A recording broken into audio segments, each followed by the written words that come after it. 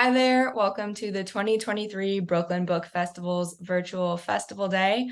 I'm Rachel Young, a narrative audio producer with Campside Media, and I'm moderating today's conversation with Sadeqa Johnson, Ruth Madievsky, and Szilvia Molnar. Welcome, guys. Our Thank panel today you. focuses on identity. Who am I? So these are three novels that follow women on journeys to define their lives and their identities on their own terms. Sadeqa Johnson's House of Eve follows two Black women in the 1940s, mid-Atlantic, whose futures depend on their ability and their willingness to keep up appearances and make the right choices. The protagonist in Ruth Madievsky's All Night Pharmacy tumbles through a world of drugs and codependent relationships after her sister mysteriously disappears. And the narrator in Szilvia Molnar's The Nursery takes us on a gauzy journey of isolation and anxiety and even resentment after the birth of her child. These characters are all women who feel at times, I think, disconnected from themselves and their histories as they forge ahead. And a reminder that all of the books by the authors in this program today can be purchased in the link below. And also, if you're in New York City next week, the in-person festival takes place on October 1st in downtown Brooklyn. But let's get started today. Thank you, the three of you, for joining me today.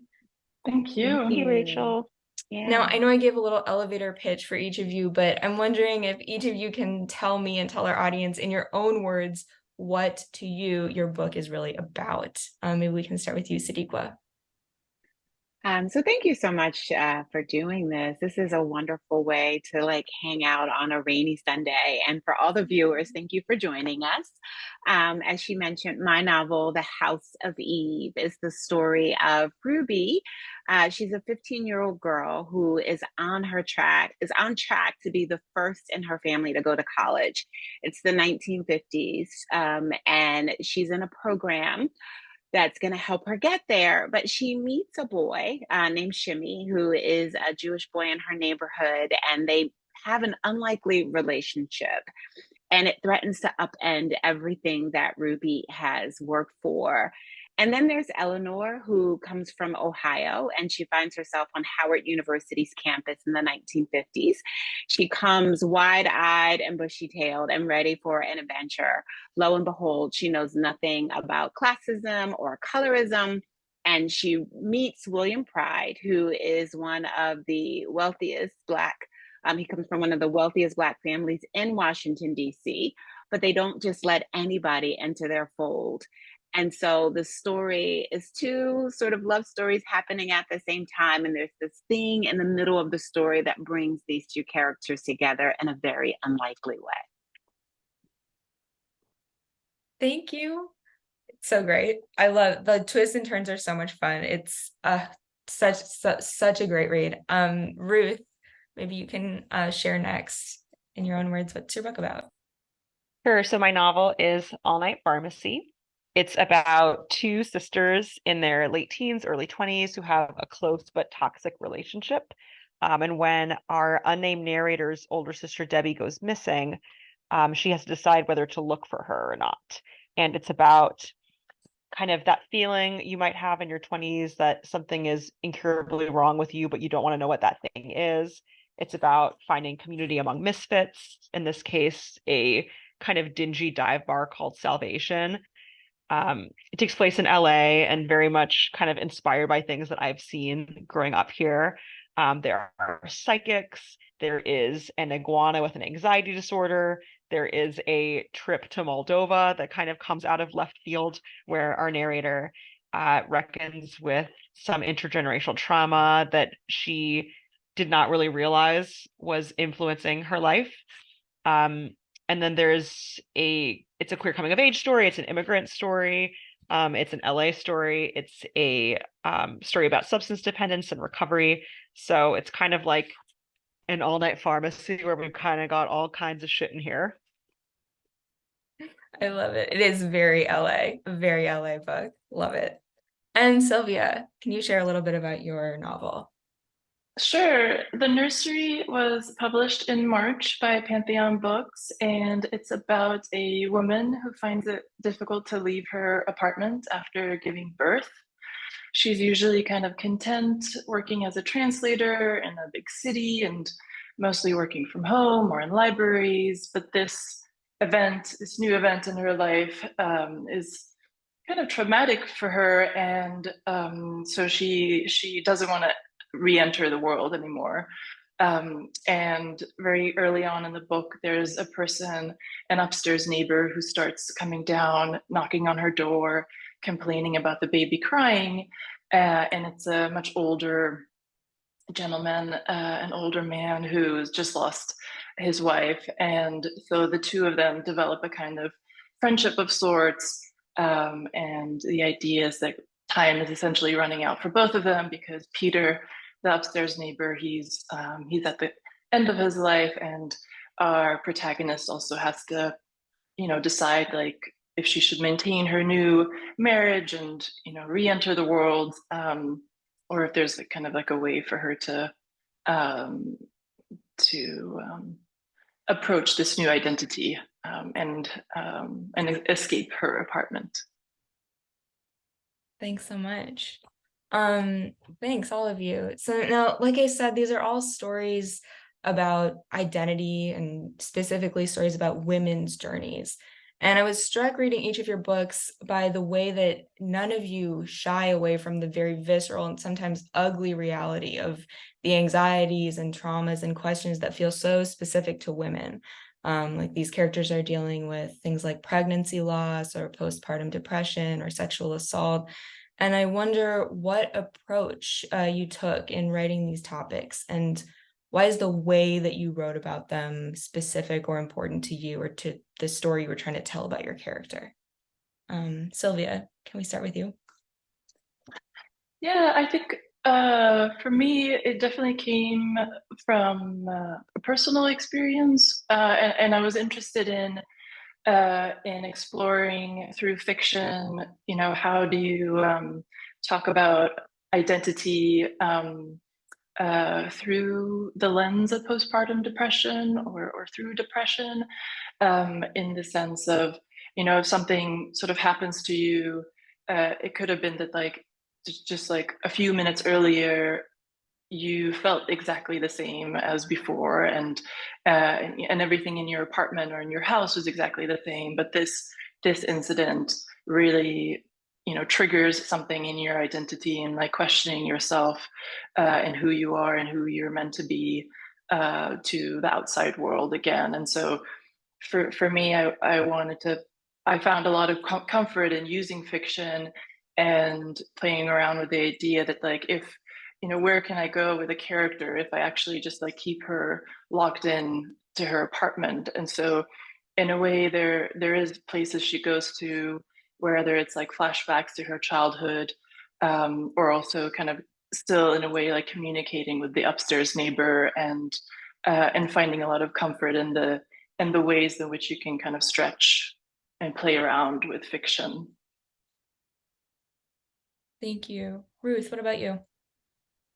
So I was really interested in the way that intergenerational trauma, or I should say historical traumas, affect people who are several generations removed from them. So I was looking specifically at Soviet trauma, Soviet Jewish trauma, the legacy of the Holocaust and Soviet terror. And my narrator was born in America. Her mother was born in America, but her grandmother immigrated in her 20s. And I hadn't really read, I don't know if I've read many books where intergenerational trauma was at the forefront of the narrative, but it wasn't someone who was a recent immigrant. And so I was interested in the way that these forces can have kind of like an atmospheric effect on the decisions the narrators and our characters make, the forces controlling them, their desires. So in our narrator's case, she and her older sister, they're constantly putting their lives at risk and chasing chaos, and always hooking up with the exact worst person at the worst bar, doing all the worst drugs, just like making every decision that you would not want them to be making. And my kind of little thesis is that that's in some way related to the fact that they lost relatives to these historical traumas and have been raised by people who lost, parents, grandparents, and because they live these lives that are so much safer and more privileged than what their ancestors experienced, there's this kind of disconnect where they find themselves kind of seeking chaos and danger, um, almost as a way of bonding with those ancestors.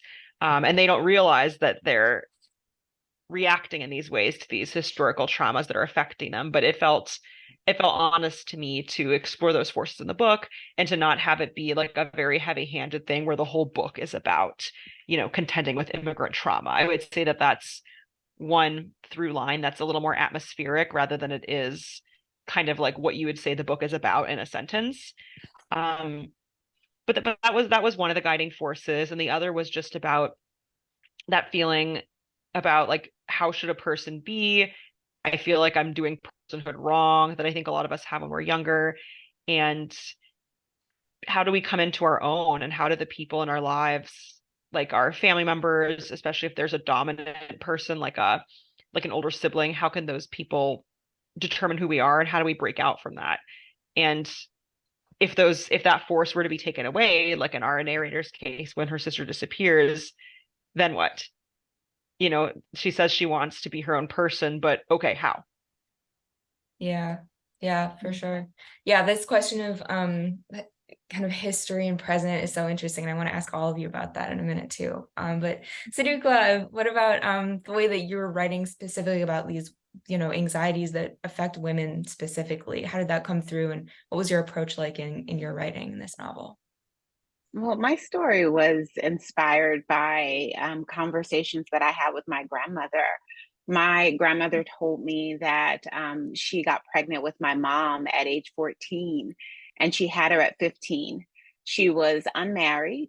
She didn't have a husband in sight. And, in the early 1950s, women didn't do that. And so there was a lot of shame and secrecy around the birth of my mother. And then my mother told me that she didn't know my grandmother was her mother until she was in the third grade, that it had been kept from her and she had been raised by her own grandmother. And it got me thinking about mothers and daughters, shame and secrecy, and the impossible decisions that women have had to make throughout history. And that was kind of the driving force of the story. For me, I feel like as a historical fiction writer, my job is to go into these dark corners and these dark spaces and shine a light on stories that have not been told. I try and be as vulnerable as possible. I really try to write in a way where any person can come to the story and they could see themselves in the story. I like for the work to be a balm, a healing conversation. And so I just try to write as it's fiction, but I try and write it as truthful as possible. Yeah, and actually, that's what I want to hear about next. I'd love to hear a little bit more about your research process for this book, because it is historical fiction, but I get the sense reading it that, well, some of the characters in the novel and some of the places and the things that happen were inspired by real life, obviously. So can you talk a bit about that? Yeah, so when I realized my grandmother's story, I started to think about like what other options did she have in the early 1950s when she found herself in trouble? And I came across a book called The Girls Who Went Away by Ann Fessler. And in the book, she tells the story of 100 girls who have gone into these maternity homes. And what I found was the maternity homes were a place that women can go and have a baby, give the baby up, and go back into their lives as if it never happened. But the part that we don't always hear was the way the girls were treated in the home. They were told that they were psychotic, that they were neurotic, and that they needed to be cured. And really, it was just because they had gotten pregnant outside of wedlock. It was also sort of this baby making factory because the story takes place prior to IVF. And in order for, well-meaning couples who suffer from infertility to have babies, this was a place where they can go. But what I found in my research that these homes were largely for white women. And I knew that the story I wanted to tell was the story of a Black woman. And so I had to get creative with it. And I read another book called Our Kind of People, which talked about, and it was by Lawrence Otis Graham.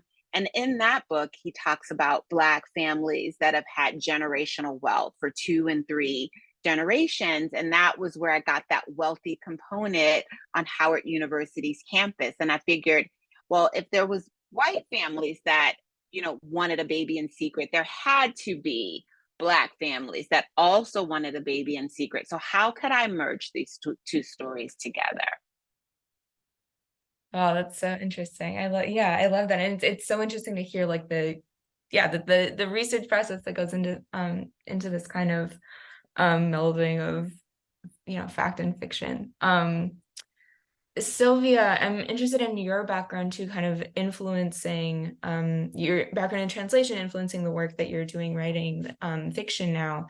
There's this really great scene where your protagonist looks back on a time before she'd given birth, where she had met up with a friend who was a new mom, and she remembers having this acute feeling of not yet being able to understand motherhood, like almost like the sense it's a foreign language.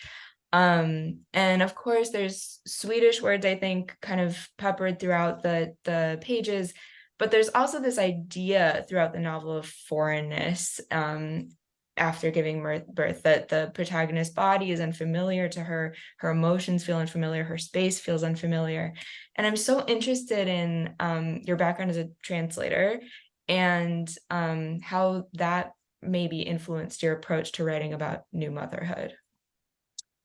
Yes. So I don't work as a translator. I work as a foreign rights person, where I try to make sure that the books that we take care of get translated into other languages. But like the idea of the translator role, I do have a lot of friends who are translators, and I was really amused by the idea of like how some of them kind of treat translation as like a quick job, especially in terms of like if they're translating like romance or like genre, or like crime novels. They're doing it for the money very quickly, which is still not a lot of money. And then I have some friends who are just like very dedicated to translations, where they cross-check other translations, just to kind of see similarities or differences in the languages depending on what the work that they're working on. And so I just became fascinated by this idea of having a job where you're very much in the background of other people and servicing them, and mostly servicing them with delight because you're interested in the work itself, but also this idea of how finding parallels to motherhood can be very much that you're always servicing other people, and that there are many aspects of the job that goes kind of unseen. And so as soon as I kind of like found an occupation for my protagonist that was like linked to my own experience, in the sense of like of it being close to literature, and just kind of like something where I didn't need to do a ton of research too, because I feel a little bit daunted by that personally, but then sort of building on the idea of how could I link it to this idea of new motherhood, where oftentimes you barely even think that you're mothering because you're not really getting a ton back from an infant. It's funny. I really relate to feeling daunted by research, and that's partly why the narrator of All Night Pharmacy works in a pharmacy, because I'm a clinical pharmacist by trade. Or sorry, she doesn't work in a pharmacy. She works in an emergency room, but she comes up with all these schemes related to stealing like expired pills, like opiates and benzos that are being thrown out by the pharmacy. And she she goes to this bar, Salvation, all the time, and has these schemes where she sells the stolen opiates from the All Night Pharmacy. She has a brief relationship with this other kind of fellow misfit degenerate who has this whole scheme where they like take unhoused people to shady doctors who write them prescriptions for Adderall, Norco, Percocet, and then they drive those unhoused people to pharmacies for them to get the prescriptions if it's for them, then they buy it off of them and resell it. So it's it's a lot of, you know, grifting, and it felt a lot easier to come up with a story about grifters and schemers when it was kind of in the realm of what I do and wasn't going to involve a ton of research because I had to memorize all those laws for my board exams, than like a scheme where I would have had to like really delve into the archives for how to pull it off. So I really relate to that. For sure. Well, yeah, Ruth, that's something that was so interesting about the way your novel talks about substance dependence and recovery is that, you know, like as I started reading, I kind of thought I was about to get that kind of like classic, almost like train wrecky sort of story of like hitting rock bottom and like this being kind of the biggest gravitational pull that your character experiences. And that really didn't end up feeling true at all. Like you really do this kind of interweaving stories of like drug use and addiction recovery with this idea of family history, where to the point where the thing I expected was not like the biggest like thing, kind of, you know, the black hole pulling like this character's identity in. And I'm so interested in your decision to do that, in your decision to kind of make drug use not, it didn't even feel like that, it felt almost like it was this kind of thing down here that was like, it's always here, it's like part of this character, but there's all this other stuff going on. What went into the decision to do that? I thought that was such a striking choice. Thank you for saying that. Yeah, it was controversial when the book was on submission, because I think some editors really wanted to see the book as a story about sisters and addiction. Like if you had to summarize it in a couple words. And then the intergenerational trauma stuff, the queer stuff, the immigrant stuff was kind of like, why is that there? Like, that's interesting. Put it in a second book, you know, put it somewhere else. It doesn't quite belong in this story that could be this taut sisterhood addiction narrative. About, you know, people who push and pull us in the wrong direction, and what if it's your family, and, you know, identity forming and all these things that the book is about, but none of them quite feel like they're what the book is about with a capital A. And I don't know if it's because this is my first book and I kind of wanted to throw all the spaghetti at the wall, but there were just so many things that I was interested in exploring, and I just couldn't make it that concise, I guess, in terms of its scope. I really felt like I needed to have these stories about how we are custodians for our ancestors' stories, and whether the way that we can honor our ancestors for their sacrifices is by living a version of our lives that they would want to see us living, or if us making decisions that they would hate but that were never even on the table for them is its own kind of freedom and a way of honoring them by exerting these rights and privileges that they never even had. And then of course the drug use was part of that, and, you know, the decision to kind of obliterate yourself to some degree with substances, and then decide whether or not to recover, how to do it, whether to cut off toxic family who might make our recovery very challenging or impossible, how it might be complicated to cut off toxic family if you have lost members of your family to the Holocaust and don't necessarily see family as expendable, even if they suck. So I was just so interested in all those other issues that just making it a book that follows, you know, this question of how does someone who's young find themselves dependent on drugs and how do they get out of it? It made that feel like a topic that I was certainly interested in, but not the main topic.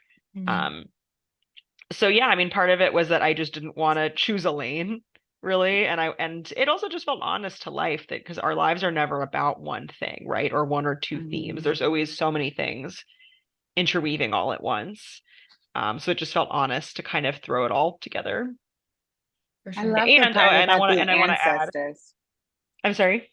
I was going to say, I love the part about the ancestors, because I feel the same way that, you know, I have a t-shirt that says, I am my ancestors' wildest dreams. And so I get to do, you know, it's never lost on me that I get to do this wonderful thing of being an author and going off and talking about my books because of the women who came before me. You know, I am very clear that I stand on the shoulders of very strong women, and that it's a privilege to live this life because of all the sacrifices that they made for me. So I love that you weave that into your storytelling as well. Thank you. Yeah, and then one last thing to say about the drug use is it also felt important to not describe addiction in any way as like a moral failing. That the book was interested in these specific characters and their arcs, and I wasn't trying to make any kind of like broad claims about like what addiction is like in general, or what kind of person falls into addiction or how do they get out of it. It was very much about these specific characters, and it felt really important to me not to write about addiction in a way that felt stigmatizing or sensationalizing or even moralizing. It just, these are these characters, this is what they're going through. And I think that's a complicated thing that I'm sure both of you might have felt, that when you're writing about specific characters, that like readers thinking that they are stand-ins for like a group at large, like in my case, people who use opiates, or queer youth, or like people from Moldova. Like I was, when I was writing about Moldova in my book, I was concerned about whether I was making it sound too poor or too depressing for people who don't know much about Moldova. And I tried to show the beauty in it, but I also felt like, well, okay, well, fuck anybody who's going to think that this one thing they wrote about Moldova is what Moldova is like, or that this is what all addicts are like. And I'm sure that both of you probably had a version of that with your books. What's interesting too, like what you were saying earlier about how publishers, or maybe at some point like readers too, like how they pick up just like one thing about your book, whereas you can feel that sure that that's like very much included in it, but that there's like you're trying to say many things kind of at the same time, and you can't always control. I mean, you obviously can't control like how people are going to receive your writing, but I think it is interesting to sort of now learn that like the first time around, people do want to just like maybe handpick 1 to 2 to 3 things to kind of like frame your book around it, to kind of to place it in some kind of box, and that can sometimes I think I personally sort of find that a little complicated to deal with as well, when you also want to unravel many other layers in your book. Yeah. Well, I wanted to go back to this idea that Ruth was talking about, but I think each of you in your novels, I mean, Ruth specifically, your novel explores this dual idea of kind of family history, but also this kind of like fortune telling or future seeing idea. And I think this shows up in all 3 of your novels, actually, this tension between a history, whether it's a family history, an intergenerational, like long family history, or just like, a mother-daughter history. And then this idea of like a promised future, whether that's like a really big grand idea of what you're supposed to accomplish as a student, as a woman, as a mother, as a daughter, etc.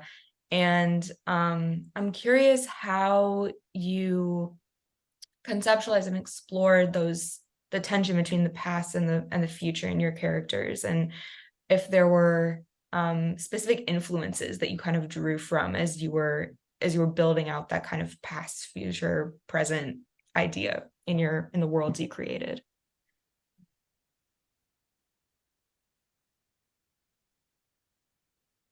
I think with the character of Ruby, she comes from a long line of women who were servants. Black women who were servants. The story takes place in the 1950s. And so for her, she needed to break the cycle. They were pretty much uneducated, but it wasn't because they didn't want an education. It was because they couldn't afford an education, or it wasn't available to them. And so for her, it was important to try and break the cycle.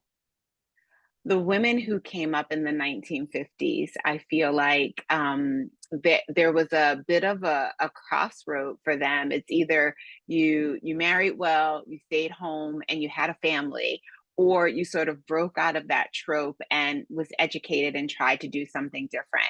And that's going to be even more difficult for Black women during this time because jobs were not plentiful, and their circumstances were very different. And so I saw her character as moving in a direction that she could only do herself, and she needed some help, but she had to hold fast to her dream, or it wasn't going to happen. And so when things start to fall in the way, like this relationship gets in the way, then we see other people in the story sort of try to manage Ruby's expectation and also what her future would look like. And so, you know, she's a strong character that has to sort of figure it out as she goes through the story. And my dad always says to me, he was like, you could give your kids like everything and they still could not turn out, right? But it's something, what is put into their path, you're gonna push yourself to like still get there. Like you need that thing inside of you to say, like, you know what, no matter what, I'm gonna keep trying it. And so that's sort of how I saw Ruby's character, as like, no matter what, I'm gonna keep trying it. You know, she had that thing inside of her, and you know, everybody didn't have that. So that was important for me to show that with her, and her successes and failures in the story. I forgot the question. Well, this idea of sort of like tension between where you've been and where you're going. I mean, specifically, Szilvia, in your novel, I felt like the mother, like this idea of, you know, becoming a mother and also having this kind of sense of who was my mother, wishing my mother was here, was so present in the voice of your speaker. And I'm just curious, like, what kind of influences you draw from as you were crafting that kind of tension in that character. Oh, right. Yes, thank you. I think for me it was very much more about at the time I was when I had my first child, I almost found that there was a lack of novels about this experience, and I craved so much wanting, like, they felt like there were a lot of like nonfiction books about the experience, but nothing where you can kind of find comfort in fiction, and so it was almost like this like urgency of wanting to help others, and wanting to like share this kind of story in order to help other people feel a little bit more seen, whether it is with their depression or postpartum depression. And so it's as if like I was like pulling influences from a lot of like writers that had kind of nothing to do with this exact topic, but then you know, wanting to kind of like service others in a way to help them. Yeah, and then in my case, I mean, anyone I think who's been to LA will know that every few blocks in a lot of neighborhoods, you pretty much can't go anywhere without seeing like a psychic shop, a tarot reader, crystal store, you know, some store that's kind of selling you a relationship to the occult. And with what I didn't mention when I was describing the book is that our narrator, after her sister disappears and she's feeling very lost because now she doesn't have this dominating force telling her who to be, this young woman shows up in the emergency room where our narrator works. Her name is Sasha, and she claims that she's a psychic from the former Soviet Union and that her job is to spiritually guide our narrator. She describes her as the narrator's amulet. And, you know, that sounds like a crock of shit, but if you've spent some time in LA, you've probably met someone not too dissimilar to that, and they probably honestly work full time at like HBO Max, and you know, like it's not someone necessarily who's trying to grift you out of $12. For sure. And you know, I was interested in in our I don't want to spoil too much, but in Sasha's case, her feeling that she is psychic is related to her queerness, to some kind of queer immigrant trauma that she's still working through from her childhood.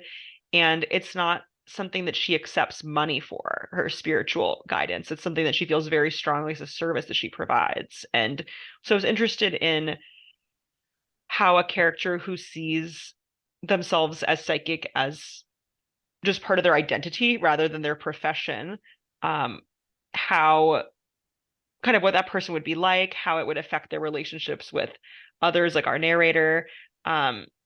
And so to the point where the question of like, is Sasha a real psychic? Is she a scammer? Kind of felt like almost irrelevant to the plot. Like I didn't feel the need to take a position on whether psychics are real and Sasha is one, because what was more interesting to me was the fact that she believes she is psychic. And the narrator, has her own beliefs about that, which I don't want to spoil, but yeah, I liked exploring mysticism and the occult in a way that felt kind of vibey without taking like a really strong opinion and kind of letting the reader decide how they think all these forces relate. Nice. I'm curious, each of you, like what your relationship is like with your main characters. Like, are you protective of them? Did you get frustrated with them as you were writing? Like what's your relationship with them? Are they like a little sister to you? Are they like a part of you? As you're writing these characters, how did you relate to them? Sadeqa? They are definitely, I mean, so the story is between Ruby and Eleanor, and I go back and forth between two different chapters. And when I sat down to write the story, I was trying to figure out how to make Ruby do all the things I needed her to do to make it a whole novel. And one day I was sitting in my office where I am right now, and walks Eleanor. And she comes to me so angry and defiant and desperate that it was like a whoosh, right? Mm. And I remember thinking like, whoa, you are so intense. Like it just started to flow and it was coming. And I was like, I don't really quite know what to do with you yet. But I also know that if you don't say yes to your characters, these stories want to be born, these characters want to be born. And so you got a certain amount of window to say yes, or they're going to go find someone else. And so I just remember being overwhelmed by her. But as I'm writing the stories, I feel more like the conduit, and like that these are the characters that have chose me, and that they're going to come through me. I could have my idea of what the story is going to be, but as they come through me, and if they have a different idea and a different plan, then I better follow them, whether I want to or not. And sometimes I don't want to, because I have like my little plan for the day. Today, we're going to write chapter 3, and this is what's going to happen. And then I get into chapter 3, and she's like, no, that's not what happens. This, and then follow me here. And, I'm like, shucks. And then I go, and it's always better than what I came up with myself, So I have to trust them. I have to honor them. I have to respect them. Sometimes when I sit down to write, if they're not right there, ready to write with me, I'll write in my journal like, hey, Ruby, good morning. How you doing? What's going on? Just to sort of pump and get them going. They stay with me throughout. And like, I'm always going through the world thinking through the eyes of the characters that I'm working on. So much so that my previous book, Yellow Wife, the main character was Phoebe, and she played piano. And this was in the 1850s. And I remember going to a museum exhibit when I was long done with the book. The book was out in the world and I was off to something else. But when I got to the museum, I remember seeing the piano, and Phoebe, I would have been looking at the piano through her eyes. And in that moment, I was like, oh, Phoebe's no longer with me. So it was like that sad moment too, of like, oh, I don't have to think about this piano through the eyes of Phoebe and how it would affect her. And if this looks like the piano that she played, we're not together anymore. So there's that as well. But it's a beautiful journey. I wouldn't want to be anything else but a writer. I enjoy it so much.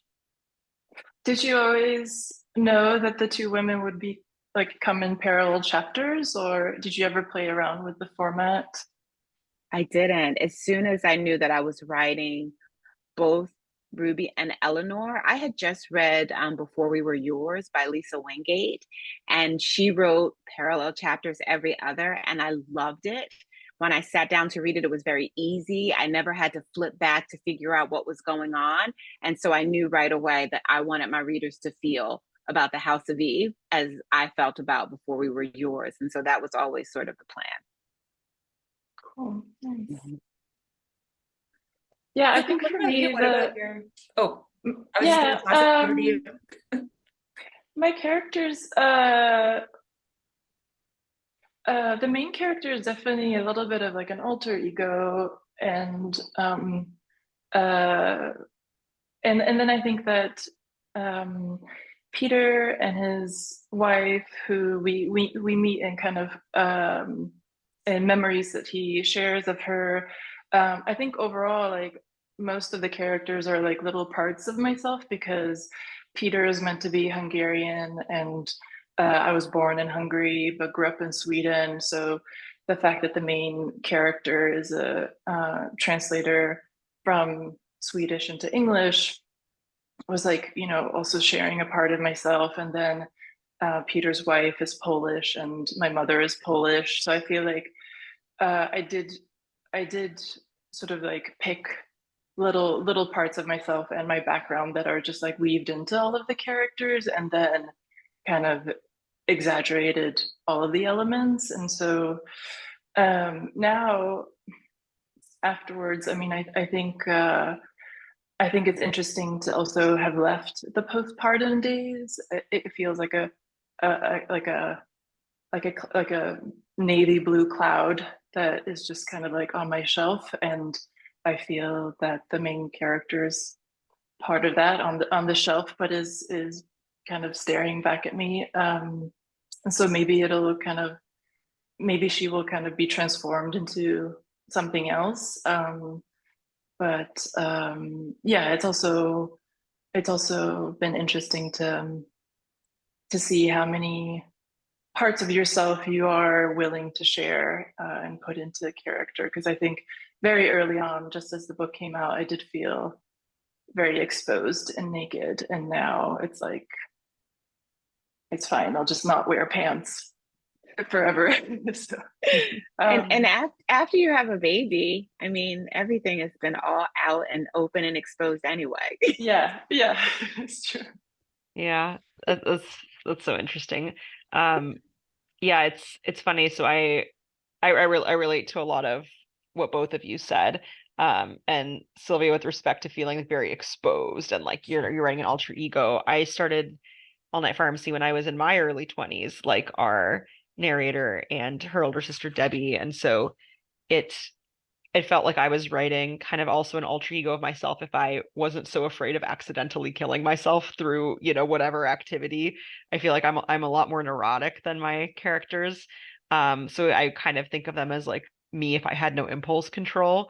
Um, Borrowing some autobiographical elements, but kind of cranking up the intensity. But now I just had a baby earlier this year, and even though I still very much relate more to my early 20s narrator than I do to like her mother character, I do wonder like if I come back to this book in 10 years, who am I going to relate to? Um, yeah, it's like I've never really thought about that until now, but it's like a funky thing. Um, because That's so even interesting. now, like people have asked me like, oh, like which bar in LA is Salvation based on? And it's a composite of a lot of them, but someone asked me on a podcast like which ones do you go to lately? And I was like, oh man, like the pandemic happened and then I had a baby. Like what are even the bars that exist in LA? Like I'm thinking of the ones I went to in college. Like is that still around? Did that one close during the pandemic? Like I felt so geriatric. Like here I am promoting this like hip like racy book with all the sex and drugs, and I'm like, and they're like, name a single bar in LA, and I'm like, 7-Eleven. No wait, McDonald's. No, sorry, that's not a bar. Like fighting for my life. For sure. Have any of you ever had the experience of writing something and without like, or writing a character whose experience you hadn't had yet, and then later experiencing it and feeling like, oh, I got it right, or oh, I really didn't know what I was talking about. Well, I was not on Lexapro when I put my narrator on Lexapro, but I ended Hey. up on it not too much later. I feel like I captured the experience pretty well, actually, which I mean, I would hope I would as a pharmacist, but it started off with there's an iguana that's on Lexapro in the book, and then the narrator ends up trying it, and then I end up trying it a few years later. So it feels very like we're all in it together. I'm sure it has happened to me, but I'm definitely drawing a blank right now. But so this is what happens is that I'll write a story. The House of Eve. So I wrote the House of Eve prior to um Roe v. Wade being overturned. But I was already on the fifth draft before it happened. So when it happened, I was knee deep already in the story. Everything was formed. And so it's like I'll write a story without thinking about trends and whether it's timely or whether the news will support my story. And then the world will happen where it all fits. Wow. Interesting. Yeah, that's I think for me it was the only thing I can think of is that I started writing the book before my daughter arrived, and then continued it after she came, and then the pandemic happened, and then I had a second child, and so in terms of researching, kind of coming back to that, it felt a little bit that I was like researching with the second pregnancy, just like kind of reliving some of the postpartum stuff and remembering, details I hadn't thought of before. So yeah, that's the only sort of thing I can think of. As writers, do you feel like you're using your life as research a lot? And how do your friends or family feel about that? No comments. Know, yeah, I was going to say, people know that anything they say around me or thoughts, I mean, it's just not safe. So just come and say what you're going to say, but know that it's not 100% safe. Unless you specifically say, this is a secret, like don't ever, then I will respect that. But I feel like the world, the people around me, my friends, my family, the stories I read, the news, all of that informs my writing. And so it's hard for me, like I go through the world listening, watching for stories, like things that I could add to my characters. Like that's the way I move through the world. I don't know how to move through the world any other way. Yeah, and with writing this book, I had a lot of angst about whether it was too ethically dubious to write about, ancestral traumas that I didn't personally experience. Whether that was a form of being a cultural custodian and immortalizing these family histories that would otherwise get lost, or whether, if you want to be really cynical about it, I'm commercializing trauma to sell books. I like to think it's not the last one, because I don't think anyone's buying this book being like, oh, I heard Ruth talks about how her great grandfather was killed. Here's $27. I need to hear that, For sure. But I had weird feelings about the fact that my parents are much closer to these stories than me. They were alive for some of it, and I'm writing these stories and I wasn't there. You want to do justice to the stories. You don't want to harm anybody. And I ended up coming down on the side of this is a way of honoring family stories that would otherwise get lost. And I think there's value in keeping these oral histories written too. Especially because, with like immigration telephone, like I'm sure that half the things that I've heard from my parents are not at all how they happened or super different. And there's so many stories that I'm sure we've already forgotten and lost because, my mom's mom has passed away. I don't have any great grandparents anymore. So that was a really tricky thing for me, but I think I feel good about the fact that at least my parents were the only among the only family members who read English and know these stories intimately and can actually give me feedback on them. They felt glad to see those written there, but certainly in some ways it was maybe an easier choice because like my grandparents can't read English, so they can't really give me feedback on it. Relatable. But if the book gets translated into Russian, like God help me. I I recently read, I think it was an interview with an artist saying something about like getting over that idea of like, am I the right person to tell this story, and thinking about it more as I'm a person with this story to tell, and that helping kind of get over that idea that I have to be, like you said, the cultural custodian of this very specific narrative. We have just like another minute before we wrap up, but I wanted to give you all the chance to share what you're reading now that you're excited about, or even listening to, watching, that you want to share with our audience.